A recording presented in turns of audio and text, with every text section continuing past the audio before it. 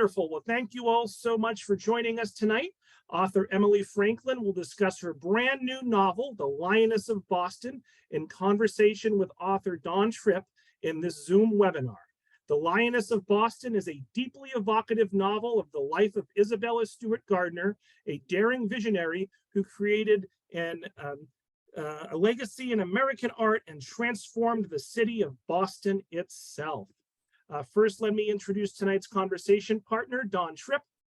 Dawn Tripp's fourth novel, Georgia, was a national bestseller, a finalist for the New England Book Award, and the winner of the Mary Lynn Kotz Award for Art and Literature. She is the author of 3 previous novels, including Game of Secrets, Moontide, and The Season of Open Water, which won the Massachusetts Book Award for Fiction.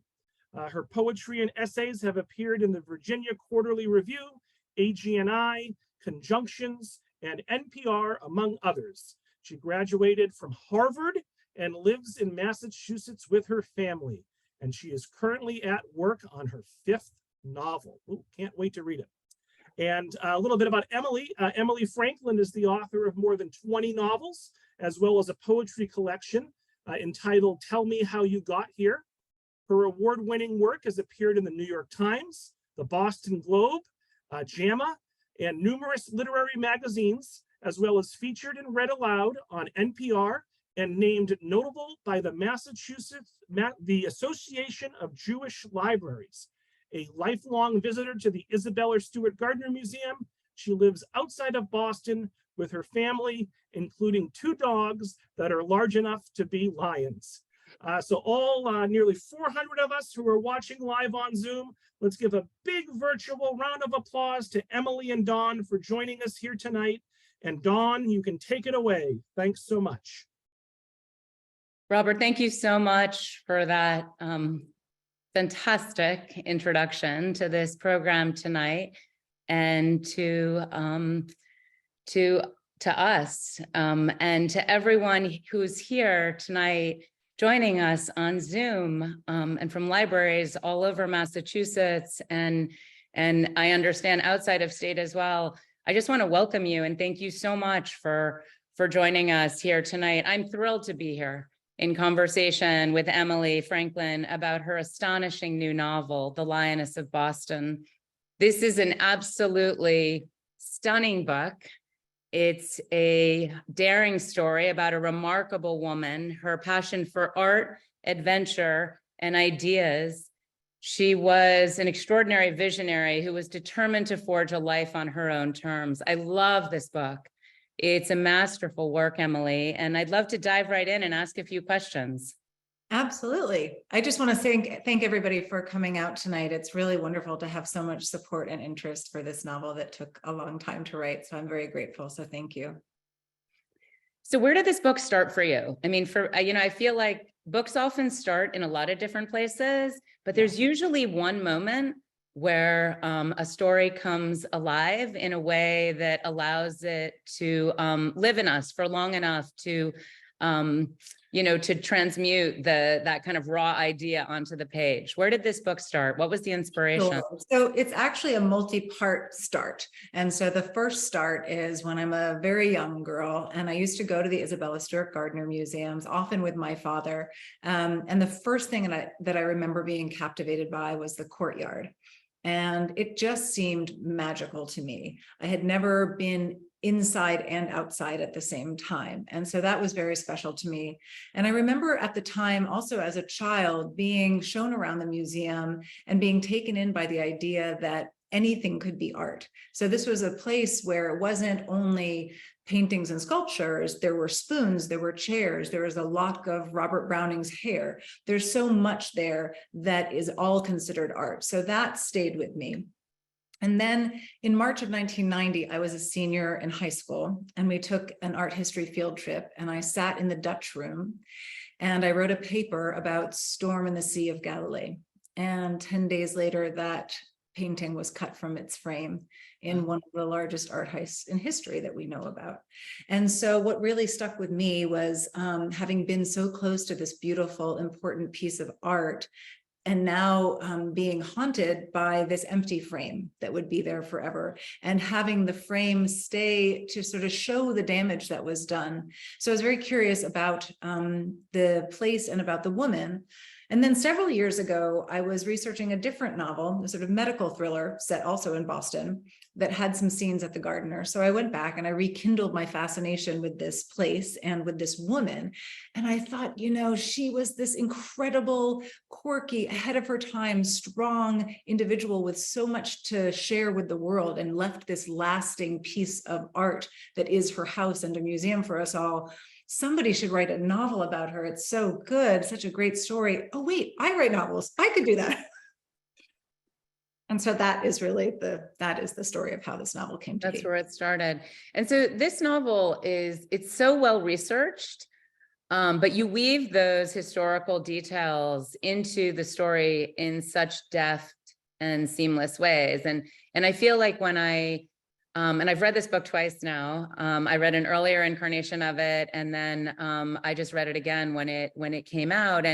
And both times I felt like as I entered the novel, I was entering a world, you know, a very precise point in history, and a very, a really extraordinary, this range of a woman's life over the long throw of time. And what kind of research did you do? And more generally, how do you balance research with writing in your creative process?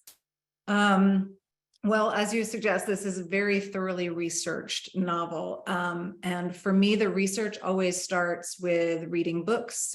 So I read the letters that Isabella Stewart Gardner exchanged with Henry James, who was a good friend of hers, and the letter she exchanged with Bernard Berenson, who starts off as a, Harvard student, a Jewish immigrant Harvard student that she sponsored, and then he became her art dealer and her art scout, and they forged a very long friendship over the years. So I start with reading, and then I'm taking notes on everything. I'm reading Frederick Douglass again, because I need to know, even if Isabella Stewart Gardner isn't interacting with Frederick Douglass, I need to know if he's talking in New Bedford at that point, because we're close enough to New Bedford. There are scenes in the novel that are set in New Bedford. So I tend to do research in a sort of 360 way. So I'm reading about the art and politics at the time, and then everything I can get my hands on about Isabella. And then of course the museum has incredible resources. So if I wanted to look up an object that I might reference in the book, or I needed to find something that I wanted to have her collect on a first trip to Europe, for example, I can look in the database at the museum and find an object that doesn't have a known provenance, so that it's a great chance for me to make something up. So how did she get to know this object? Where did she get it? Who gave it to her? I can make all of that up. And so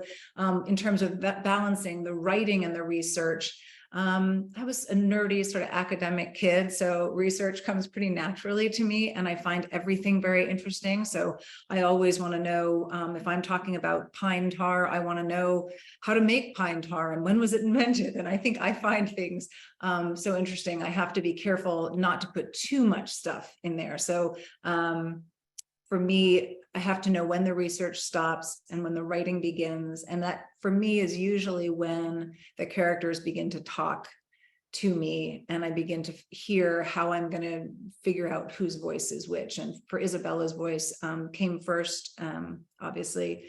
And that was when I knew it was time to put the research tools away and begin. And are you able to hold that research, those details in your head? Or is that something that you also, towards the, like after you've written a draft or maybe like midway through a draft, do you find that you also are kind of sealing off to do more research to layer in those bits? It just felt so integrated. Yes. And it just felt so deeply alive in that past. So it wasn't even that I was reading about something that happened back there. It felt viscerally alive to me now.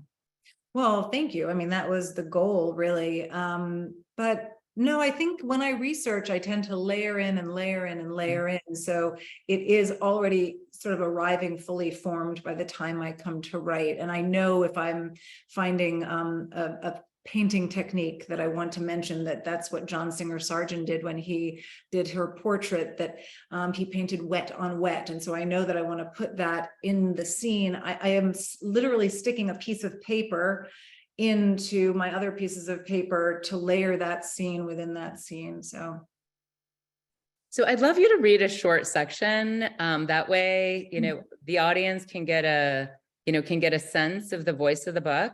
And then we'll come back to, a few more questions in our conversation. Absolutely. So for anybody who just heard Dawn say that I was going to read, don't have a panic. This is about 2 minutes. I'm not going to read the entirety of this very lengthy novel. So to set this up, the novel is structured in 4 distinct books that follow the chronology of Isabella Stewart Gardner's life. Now, the prologue is the older Isabella looking back on her life, and that older voice comes through, woven in between each of these books that I just mentioned. But I'm not going to read the prologue. I'm going to start when Isabella has just come to Boston. She's about 20 years old. She's newly married to Jack Gardner. And she is not being warmly received in the Boston society. And so this very short section I'm going to read is when she is about to go to she's going to a dinner party that she's dreading.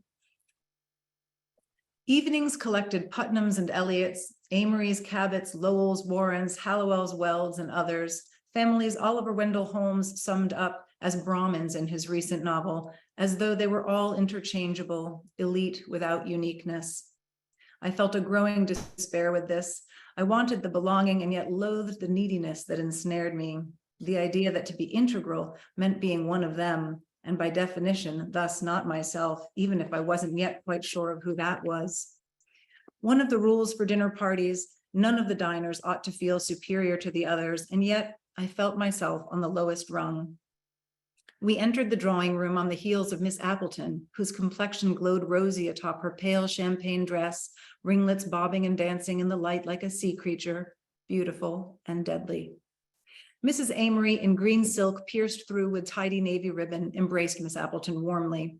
We waited around a moment so as not to intrude, which was fine for Jack. Men may stand and look around the room and are assumed to be thinking, perhaps measuring the room's dimensions. But women often stand and feel foolish, as though we are lost, or, in my view, as though we are somehow always in the wrong place. I wore a dress that had arrived the day before, sent from Douceur in Paris, where I had first visited with my parents and Jack's sister Julia back when we were still in school. I saw Miss Appleton taking the yardage of my outfit, nipped in the waist, too much for Boston, lined with buttons on either side. I had thought the sketches from Paris were glorious, different, and only now realized difference ought never be the goal. Miss Appleton's eyes wandered over my dress as she held her stunning face statue still. How unusual. Beautiful people can afford a touch of cruelty. Other guests arrived, comfortable in the house as regulars in the dinner party rotation. The room was grand in the understated Boston way. Upholstered fine furniture, lighting neither too bright nor too dim, nothing too showy, nothing that appeared recently acquired, for part of the custom in this realm was to present the self and one's house as always having been this way. I was the only new addition. I love that. And that really captures the way Isabella is an outsider, and that sense of being outside, that sense of being exile. It's so hard for her at times. It's devastating. It's crushing. At the same time, it galvanizes her sense of individuality, her ferocity, her determination, and her will. And I would love you to talk more about that and that dimension of her character, both the outsider and how it shapes her vision. Right. So Isabella Stewart Gardner was an outsider. She was born into privilege. She was born into money, and she married into money. And I think the assumption from every side was that she would be warmly welcomed into Boston's society, but she wasn't. She was an outsider from New York. But I think more than that, what hurt her was her outspoken nature, which of course, hurt her in the beginning, when the sort of rejection held power over her. But the more rejection she dealt with, the stronger she became in many ways. And in fact, being a misfit, which is what she was, ended up being a driving force for her. And as she began to explore her life's purpose, she became friends with other misfits. So she not only collected objects and art, she collected people. And she collected people who perhaps existed on society's outskirts. And so today, I think she might have been called an early ally, but she was really a bohemian and an interesting, ahead of her time person who happened to be born in a more stifled society. So at the beginning, she was pushing at the edges and pushing at all of the boundaries, but eventually she decided to make her own boundaries, which is how she, built this museum in what was a swampland. Right.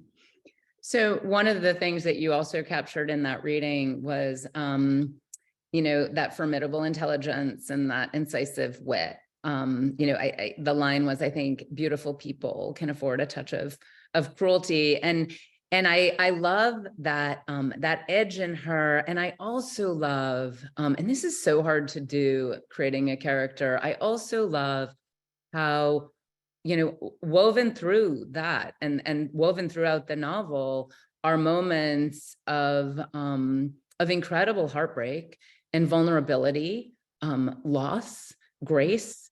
And I'm just so curious about still, after having read the book twice, and I'm so curious about this woman and how you created her, and that sense of kind of that reach, that kind of reach of a spirit. You capture her capacity for love, her hunger for freedom, her faith in travel and ideas and in art.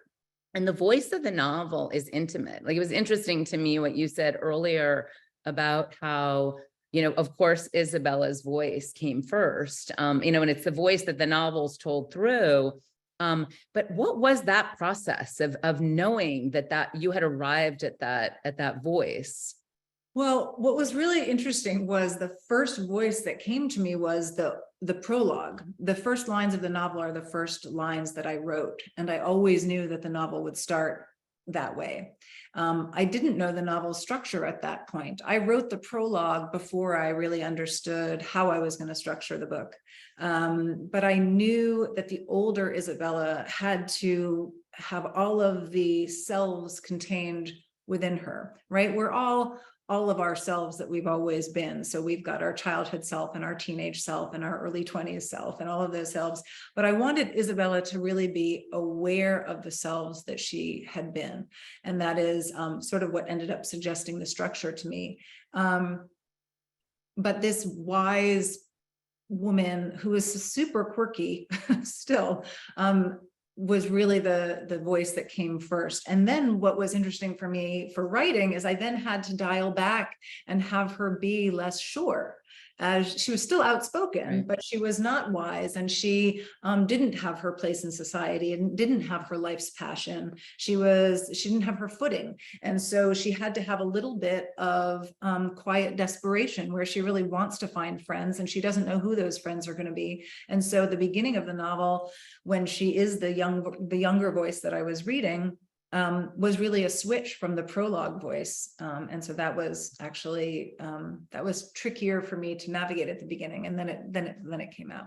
And then it hooked in. Yeah. And it's actually the juxtaposition as a reader is thrilling. And I love that older Isabella's voice, but I also love that, the way we move back into, and the book is structured in these four parts of Belle, Mrs. Jack, Isabella Stewart Gardner, and this kind of evolution of identity and this fluidity and multiplicity of selves, artist, wife, mother, girl, lover, sister, friend, and a woman whose, hunger for life doesn't quite fit in the corners of the world that she's been born into. And you do that so artfully. And so compelling that it's a very formal structure, in terms of that division, but it reads like a dream. So I would love, you have chosen a second reading. And again, I would just love to have you share a little bit more of the book before we go into a few more questions and then take questions from the audience. Absolutely. So I don't want to give any spoilers away. Obviously, the biggest spoiler is that she ends up opening a museum. But there are spoilers for people who might not be as familiar with the certain details from her life. So all I will say is the part that I'm going to read now, it's further along than the earlier section. Some things have happened. Not all of those things are good. In fact, Isabella has suffered quite a bit, and she is trying to move forward with her life, but she is searching for who she really is going to become and what her meaning and her life's purpose is.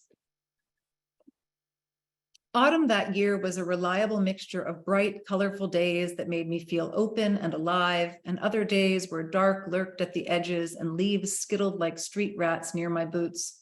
I journeyed to Cambridge and let the carriage drop me near Harvard Yard. I paused, knowing I was not allowed in. I imagined stepping inside, listening to academics talk, and I wondered if I might have anything to add. I considered going in, then figured it would be mere minutes before I would be escorted out. I wished I had the nerve, sighed, and then walked on. I made my way along the river, recalling my letter to Ted Lyman. That's a Harvard Museum of Natural History scientist who she has had a few scenes with before. Ted Lyman, who had made good on his offer to introduce me to his cousin, Mr. Charles Eliot Norton, now a professor at Harvard. Mr. Norton appeared to be a man gifted with great intellect and great family name. I thought about Mr. Norton's translations of great works, imagined the texts side by side, how striking the patterns of words must appear, and kept a steady pace until I arrived at Mr. Norton's house. A small, tasteful placard read, Shady Hill. In front of me, the off-season lawn spread itself over a large expanse. There stood in the center a graceful but solid house that seemed so suited to the grounds that it might have sprung up through the earth one past spring. To the sides were outbuildings, a stable, a large glass house partly covered in vines that needed tending, a small pond over which smiled a wooden walking bridge. Mr. Norton appeared as I was ogling both the sign and the trees surrounding the area. What a wonderful spot, I said, a country house in the city. He followed my gaze, taking in the grounds through my eyes as we shook hands. I was born here, he said. I'll die here too. He opened the door for me to come inside. One ought to be able to choose, at least in ideal circumstances, don't you think? I had not ever considered such a thing. While part of me was caught off guard, there was another part of me that had suspected a world like this existed.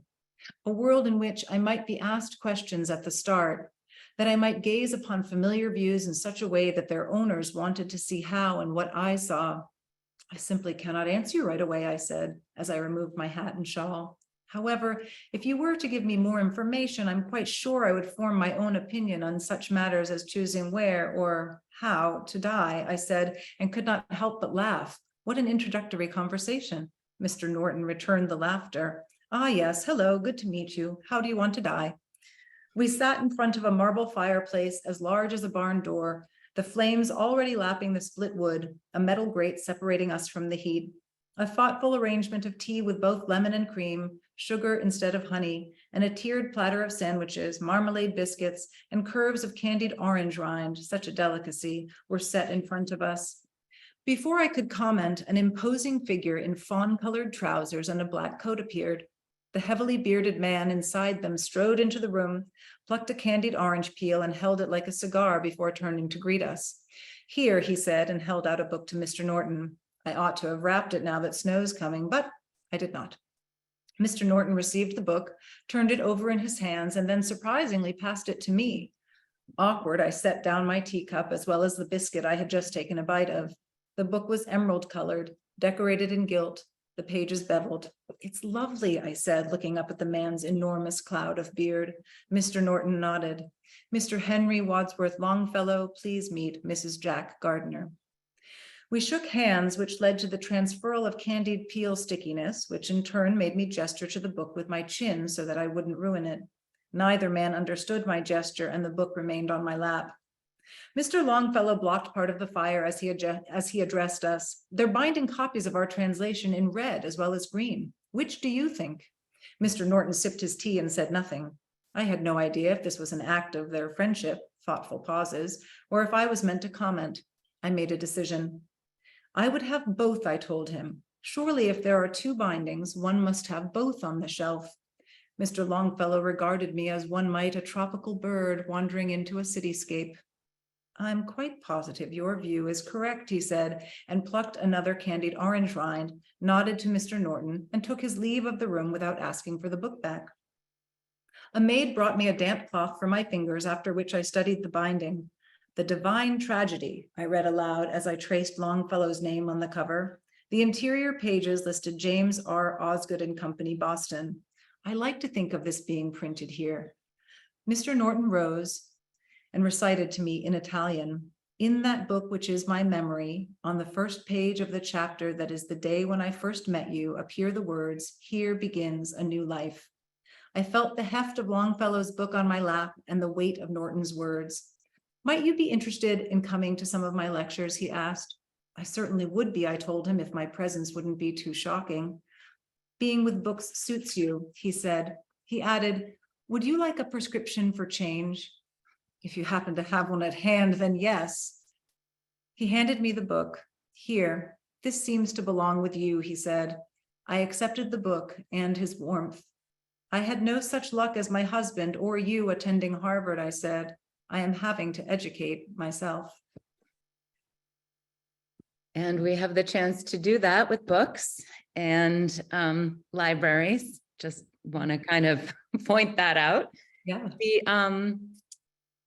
This novel is about, it's about many things. It's about a woman. It's about, it's about history and a time in history. It's also about power, and it's also about access. And that line really strikes home of, that she has had to educate herself. And she feels the weight of that. She also feels the responsibility, the social responsibility that comes with that, with the kind of opportunities that she has been afforded. And E.L. Doctorow has a quote that I love about the difference between, history or biography and fiction. And the historian will tell you what happened. The novelist will tell you what it felt like. And I feel like you really capture in this novel how she felt that sense of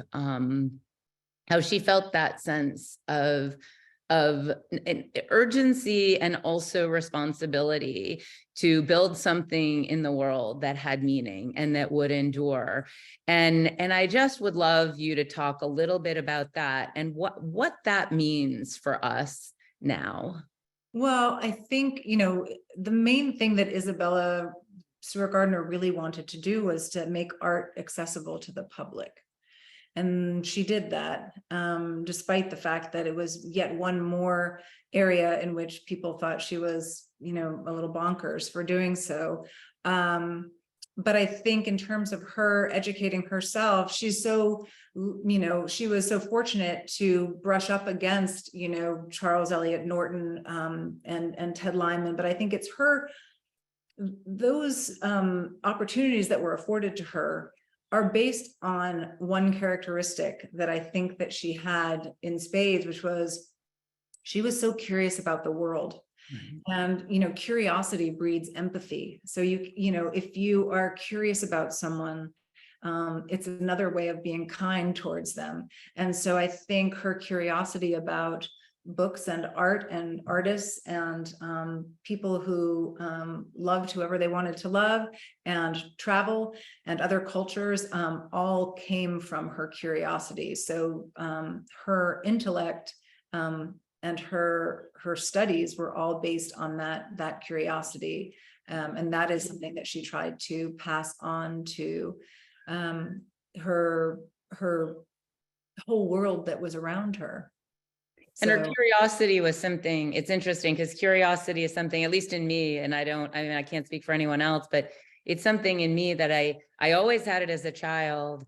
And it's not that I lost it kind of when I was, a little bit younger, but I was just busy. And now I find as I'm getting older, like that curiosity is something that I actively cultivate, because the world is such an engaged and an incredible place. And you really feel that sense of aliveness that she felt, and how that shaped her vision and her commitment to building the museum and to collecting the art. So I'd love you to talk a little bit more, if you don't mind, about how you blended fact and fiction. Right. It's tricky because obviously this is not a biography. This is a novel. This is fiction. And I have the skill set to write a biography. I guess I could, but it's not something that I would ever try to do, because I would inevitably want to make people do things on the page that they may or may not have done in real life. So how I approached this was obviously with a ton of research and really wanting to honor the facts as I understood them. And at the same time, my lens of Isabella Stewart Gardner is my particular Emily Franklin lens. If you were to write a book about Isabella Stewart Gardner, or another author were, it would likely be such a totally different book with a different focal point. And my lens was really that she was a woman who was ahead of her time, and she was sort of a feminist before feminism, and yet I really wanted to stay true to the 1800s Gilded Age of Boston historical details. So in order to do that, my research really started with the elementary school timeline, where I was putting in order all of the bits of her life, all of the important points I knew I wanted to have in there. And then I was also layering in what was happening in the world, what was happening in Boston, what was happening in Europe. And then in terms of where I blended that fact and fiction, a great example. So I didn't put things in this novel that most of it is true. There are examples where it's either open to speculation, it may or may not be true, and nobody knows, and so I went with best guess. But then there's a good example of the blending would be midway through the book, the first Impressionist exhibit takes place in Paris. It takes place at Nadar's studio. He is a photographer, and that is in fact where the first Impressionist exhibit took place. And this was before they were even called the Impressionists. They were just a group of anonymous painters. And showing at that exhibit were Monet and Manet and Renoir and Degas and Cézanne and Berthe and so many painters that we know so much about. But I am guessing, and maybe there are some art historians on this Zoom, but of the many people who are listening, I'm betting that the artist that I mentioned that everybody knows the least about, comparatively speaking, is Berthe Morisot. And she was the only woman who showed there. And so the reason why I have Isabella Stewart Gardner attend the first Impressionist exhibit, although she didn't in real life, she was in Paris at the time, but she didn't attend the exhibit, is so that she can overlap with Berthe Morisot. Because if Isabella is going to end up being ahead of her time and winds up opening this museum, you can arrive at the end of a life and know that you're a fully formed person. But in the pages of a novel, I have to show how she's becoming that person. And so I chose to have her go to this very real exhibit that really unfolded the way that it did. And she was really in Paris, and I got to have her interact with Morisot so that Isabella herself could end up questioning her own role in art. What's the role of a woman in society? What's the role of women in art? What is it like to be a female artist? What is it like to champion an artist, even if one is not an artist? And so I really got to explore where those facts and fictional boundaries overlap. And so that's a good example of that. And I guess what I'm saying is any choice that I made to have something that wasn't factual was in service to Isabella's character and in service to my lens for this novel, which is, in poetry, which I also write, as you know, and in fiction, I often think that, it's our job is to tell the truth, but sometimes the best way to tell that truth is to make something up, to demonstrate that truth. Well, and I think the representation of women I mean, I found this when I was writing about O'Keeffe, is that our interpretation of her and our, the representation of her in history, or in the time that she was writing, it was shaped by the critical interpretations of her art of that time. Like, so that and that's what I wanted to write about. And I wanted to unpack, is because that dynamic was so complicated for her, and was documented to be complicated for her in her letters. And yet it has shaped our understanding of who she was and what she was after. And one of the things that I think when you're, or at least for me, when I'm writing, historical fiction about a woman, it does feel that there's an obligation that we have as novelists to capture the spirit of those women in a way that is, as you say, true to their character and true to their spirit and true to their documented vision.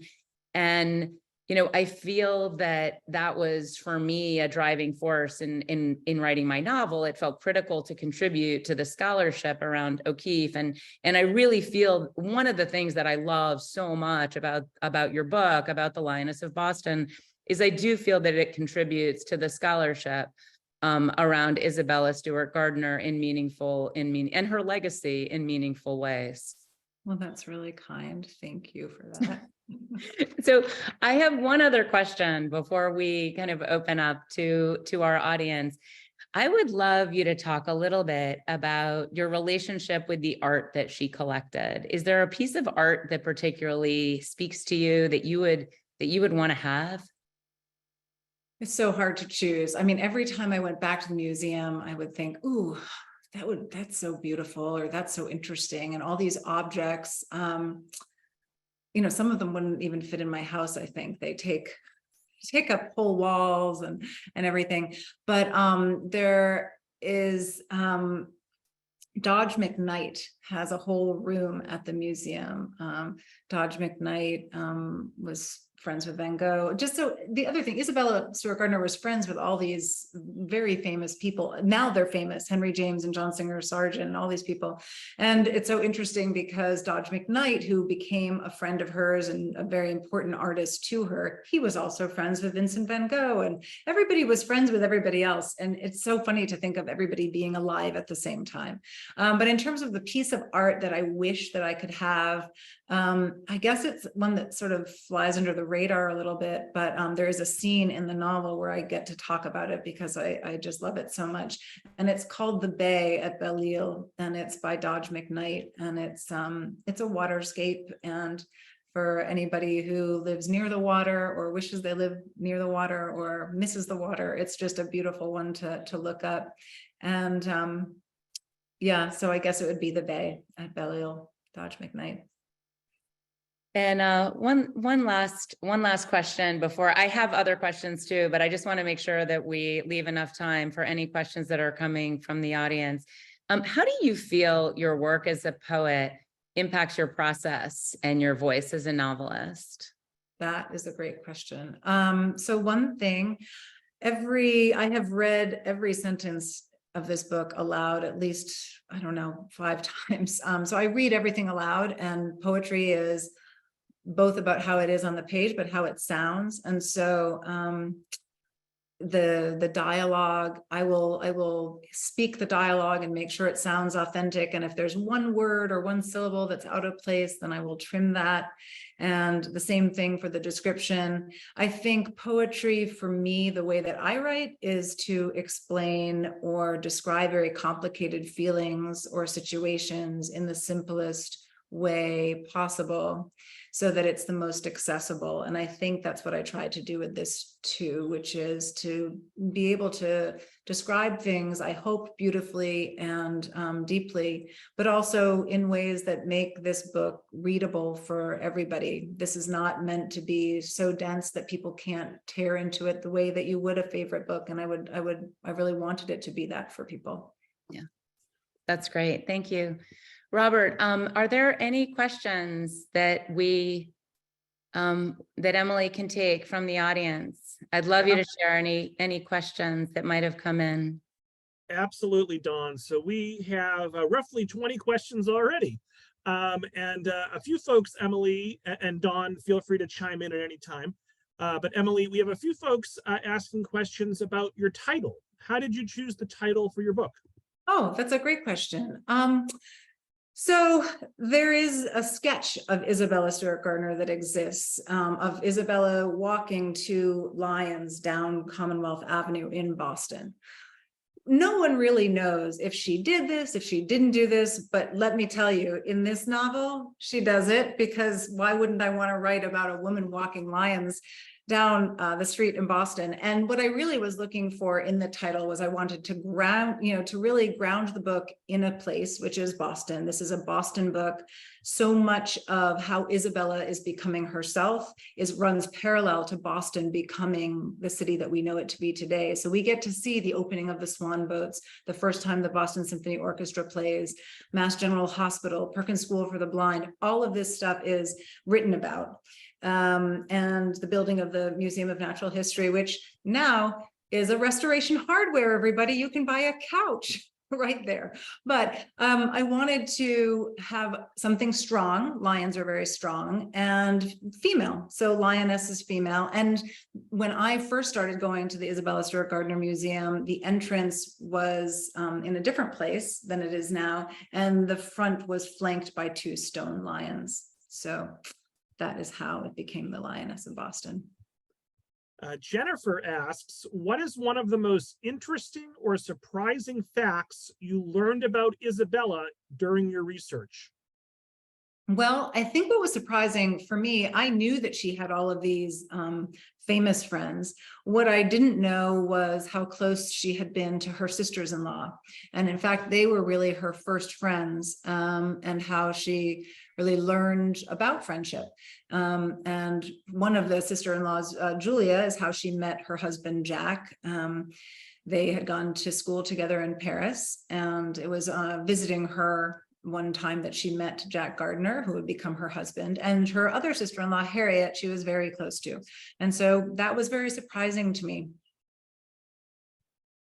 I just in the chat posted a link to the lion image that you just referred to. That was passed along by a attendee, so thank you for that. Thank you. An anonymous attendee asks, if Isabella was here today, what do you think she'd be doing? That is a great question. I don't know what she would be doing. I suspect she would still be collecting, because I think she really developed a huge passion for collecting art. She collected art, she collected people. But I suspect that though I can't think of what she would be doing aside from collecting, although I think she'd be educating and opening up. She'd probably have collected enough to open another place, and she would open that to the public too. I know that she would be really into tweeting and texting and memes and all of the ways that we have to communicate now, because she was really witty. She had a lot to say. She had opinions, and she was not afraid to share them. So I think maybe she'd be writing op-eds. Margaret asks, has the Isabella Stewart Gardner Museum had any comments about your book? We were featured in the Boston Globe side by side, my book, The Lioness of Boston, next to their biography that came out in the fall. I guess the Globe thought it would be a really interesting book group pick to sort of be able to look at the fictionalized version of a life. But we have not, and I wish they wanted to do stuff with the book, but I think they're not that interested yet. I know that the museum is not carrying the novel in the bookshop or in the gift store. Hopefully that'll change, but they have not had more of a comment than that. Well, we're going to change that, Emily. Let's start the petition. Topher asks, of the 4 books of Isabella, her 4 different personas, which do you think is the truest, and which best represents, quote, a woman ahead of her time? Oh, that is a very complex question. I mean, I think what I was really trying to do with having the 4 different books was to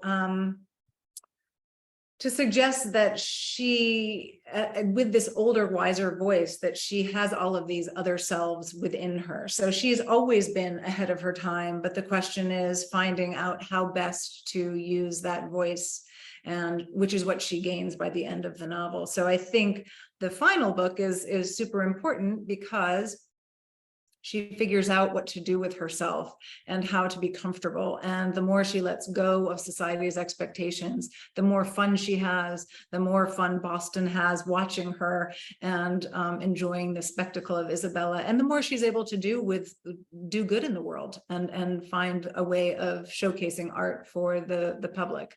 So I suspect that all of the books demonstrate that, but then the further we get along in the novel, the more fully realized she is as that ahead of her time person.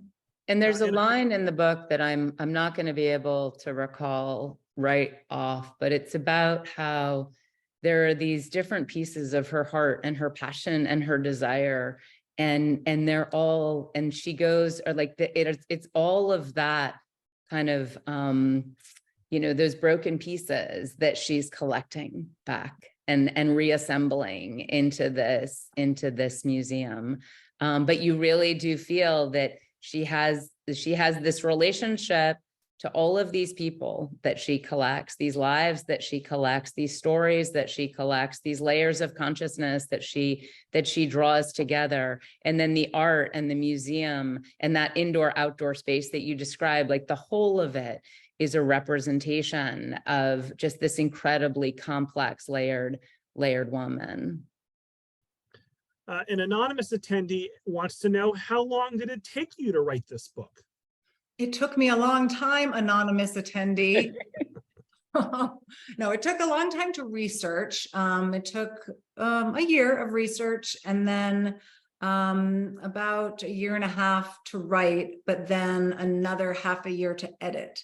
So I have a great editor at Godine, and we were very meticulous with the line edits, and there was obviously a lot of fact checking that goes into it. So I think all told, it took several years. Marigold says, the way you write is beautiful.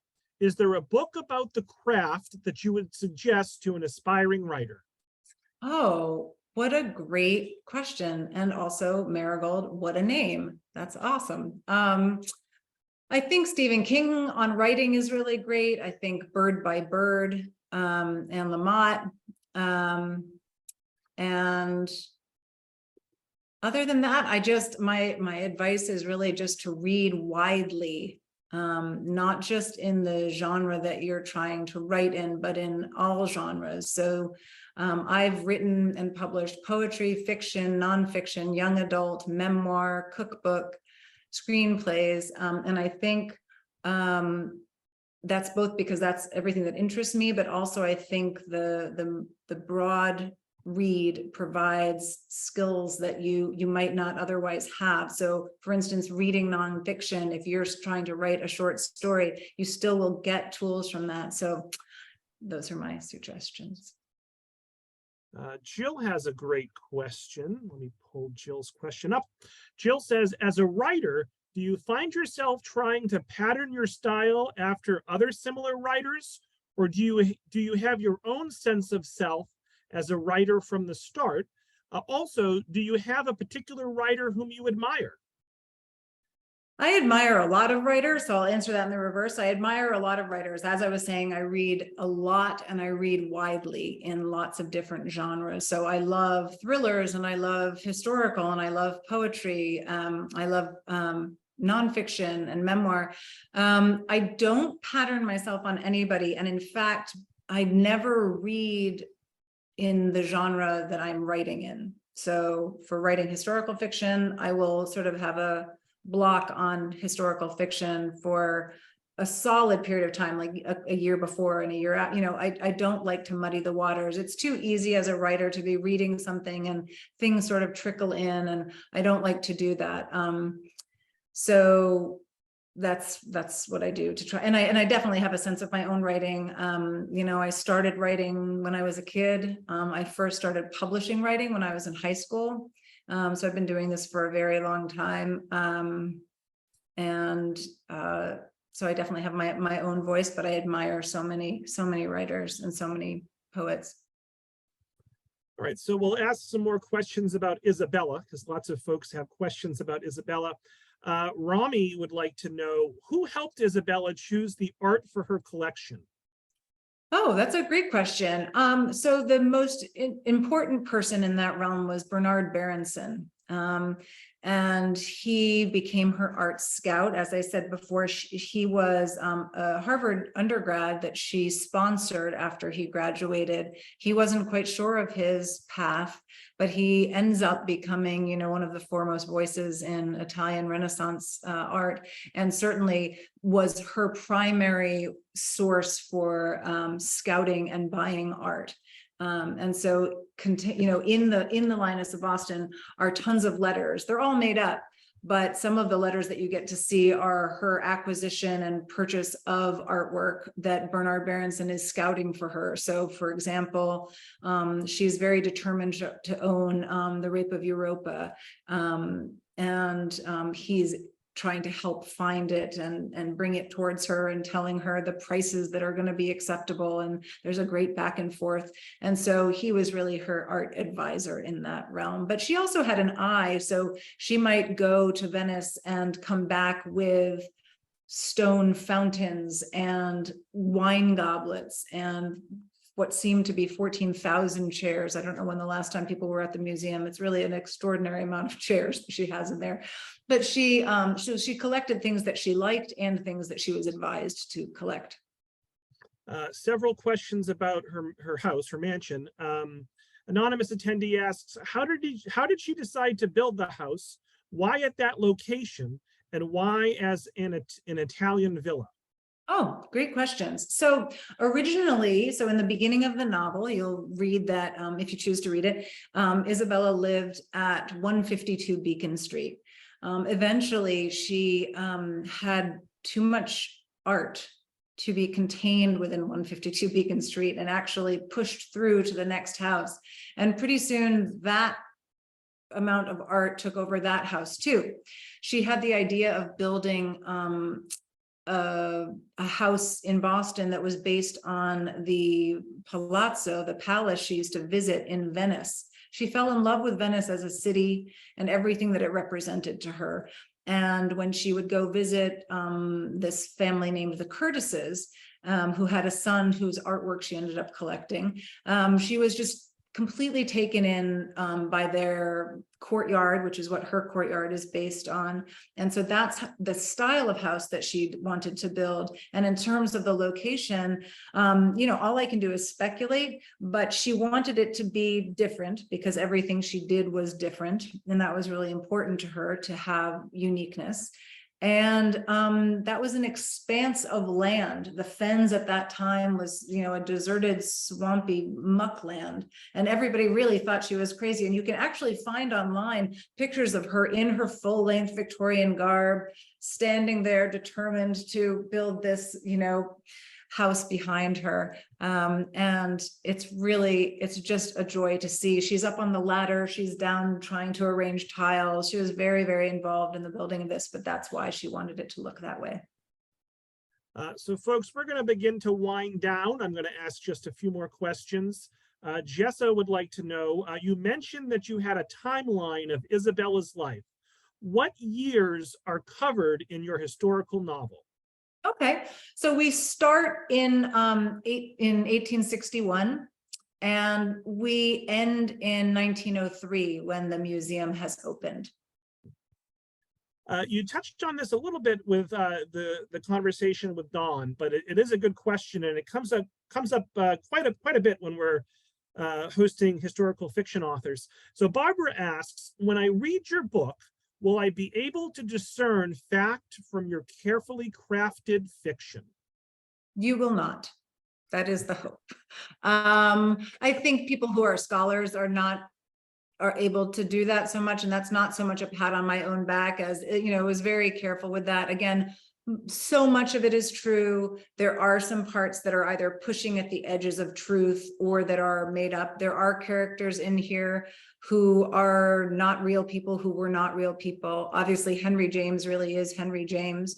But there are people that I made up because I can't have a novel that's entirely populated by name-dropping people.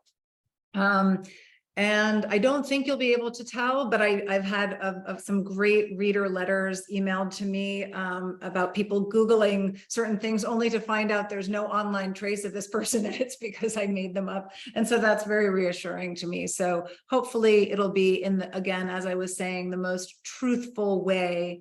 A made up thing is sometimes the biggest truth of all. So I hope that readers will really connect with this strong, ahead of her time woman and understand why I made any of the fictionalized choices that I did to create what I hope is a gripping novel, as well as a novel that people can learn things from. Final question goes to another anonymous attendee. They write, collector is a characterization that has come to take on negative connotations today, such as wasteful, hoarding, even dorky. Isabella finds power in being a collector. How did you help that empowerment? That is such an interesting question, Anonymous. And it's something that I wrestle with too, which is, on the one hand, life is short. Why do I bother collecting anything? On the other hand, life is short. I should collect things, and the way that I approached it in this book is really what we collect. It tells about ourselves. And Isabella's way of collecting, the act of collecting for her, was, first of all, something that she was capable of doing. She had a great eye.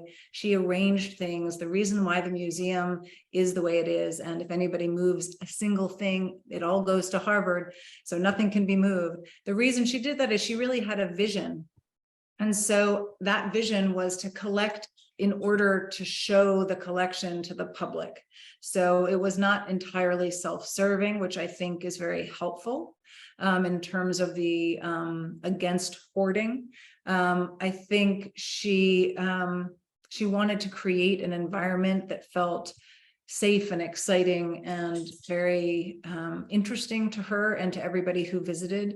And as I said, she collected people as well as objects and art. And I think that was just part of who she was.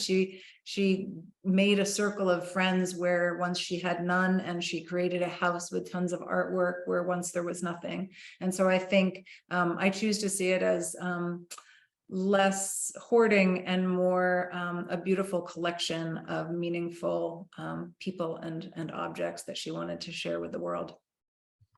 So folks, let's give Emily and Dawn a big virtual round of applause for a wonderful presentation tonight.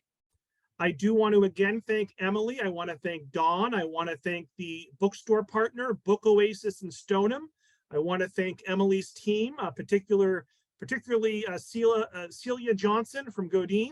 And I want to thank the 19 partnering libraries, including Arlington, Ashland, Clinton, Groton, Hopkinton, Lowell, Manchester, Merrimack, Nashua, Newburyport, North Reading, Rockport, Sharon, Spencer, Vineyard Haven, Wayland, West Newbury, and Westford.